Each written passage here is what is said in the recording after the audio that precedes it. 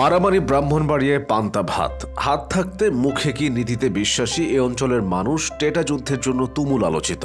নাম জিজ্ঞেস করা, বিয়ে বাড়িতে দই কম হওয়া, গরুর মাংসে হাড় বেশি দেয়া, ছাগল ধান খাওয়া সহ এমন কোনো বিষয় নেই যা নিয়ে সেখানে মায়ের চলে না। ক থেকে কাণ্ড, এরপর ঢিসুম ঢিসুম। বর্ষাকালে নৌকার উপর দলবল নিয়ে সংঘাতের রেকর্ডও আছে। নেটিজেনরা সেটাকে বলেছিল পানিপথের যুদ্ধ। দেশের গণ্ডি পেরিয়ে মারামারিকে এবার পবিত্র ভূমি সৌদি আরবে নিয়ে গেল ব্রাহ্মণবাড়িয়ার একদল মানুষ। সিলেট থেকে যাওয়া সৌদি প্রবাসীর সঙ্গে সংঘাতে জড়িয়ে অন্য বাংলাদেশিদেরও বিপদে ফেলেছেন এই তালেবররা। বহু বাংলাদেশি শ্রমিক এখন সৌদি আরবের কারাগারে। সংঘর্ষের ঘটনাটি সৌদিতে টিকটকে ভাইরাল হওয়ায় বাংলাদেশিদের খাটো করছে সৌদিরা। সৌদিতে অবস্থানকারী বাংলাদেশিরা ভয় পাচ্ছেন ভবিষ্যতে বাংলাদেশের শ্রম বাজারের না আবার ক্ষতি হয়ে যায়। মূলত রিয়াদের নিম্ন আয়ের মানুষদের আবাসিক এলাকা হারা আল ওয়াজরাতে বাংলাদেশি শ্রমিকদের সিলেট ও ব্রাহ্মণবাড়িয়ার দুটি দলে উত্তেজনা দেখা দেয়। বের হয় পাল্টাপাল্টি মিছিল, আর এর জেরে শখানেক বাংলাদেশি গ্রেফতার হন দেশটিতে।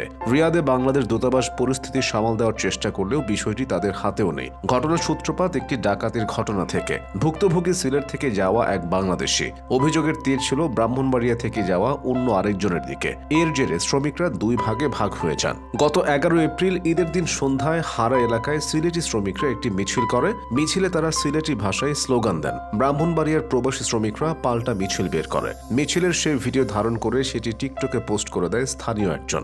ভাইরাল হয়ে যায় সেটি। স্থানীয় পুলিশেরও তার নজরে আসে। সৌদি আরবে মিছিল সমাবেশ কখনো ভালো চোখে দেখা হয় না। তারা তাৎক্ষণিক অভিযানে নেমে 11 এপ্রিল ঈদের দিন সন্ধ্যায় মিছিলে থাকা 93 জনকে গ্রেফতার করে। গ্রেফতারের খবর বাংলাদেশি স্বজনদের কাছে পৌঁছলে উদ্বিগ্ন হয়ে পড়ে তারা। নিয়োগকর্তা কোম্পানির কাছে ফোন করে কান্নাকাটি করেন তারা। সিলেট প্রবাসী বুখারী সৌদি আরবে জনশক্তি রফতানির সঙ্গে জড়িত। তিনি এই বিষয়টি বাংলাদেশ দূতাবাসে জানান। দূতাবাস তাকে জানায় চেষ্টা চলছে, কিন্তু 7 মাসেও এর কোনো সুরাহা হয়নি। গ্রেফতার হওয়া বাংলাদেশিরা কারাগারে আছেন।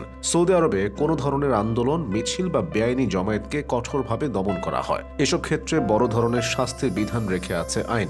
এসব ক্ষেত্রে যাবজ্জীবন কারাদণ্ড হতে পারে আসামিদের। বাংলাদেশিদের বিরুদ্ধে অভিযোগটি প্রথমে পাঠানো হয় রিয়াদের আমিরের কাছে। তিনি অনুমোদন দেওয়ার পর সেটি পাঠানো হয় স্বরাষ্ট্র মন্ত্রণালয়ে। বাংলাদেশ দূতাবাস এখন মন্ত্রণালয়ে যোগাযোগ করছে। বাংলাদেশ দূতাবাসও এই ঘটনায় উদ্বিগ্ন। আবার না বাংলাদেশের শ্রমবাজার নষ্টের মতো কোনো ঘটনা ঘটে। দূতাবাসের লেবার ওয়েলফেয়ার কাউন্সিলর মোহাম্মদ রেজে রাব্বি বলেছেন, ঘটনার ভিডিওটি সামাজিক মাধ্যমে ভাইরাল হওয়াটাই কাল হয়ে দাঁড়িয়েছে। এক্ষেত্রে দূতাবাসের আসলে চাপ দেওয়ার মতো অবস্থা নেই। তারা অনুরোধ করে যাচ্ছে স্থানীয় প্রশাসনকে। সৌদির স্বরাষ্ট্র মন্ত্রণালয় থেকে আশ্বাস মিলেছে মুক্তির। তবে যে অর্থনৈতিক মুক্তির স্বপ্ন দেখে তারা কয়েক লাখ টাকা খরচ করে গিয়েছিলেন, তার কি হবে?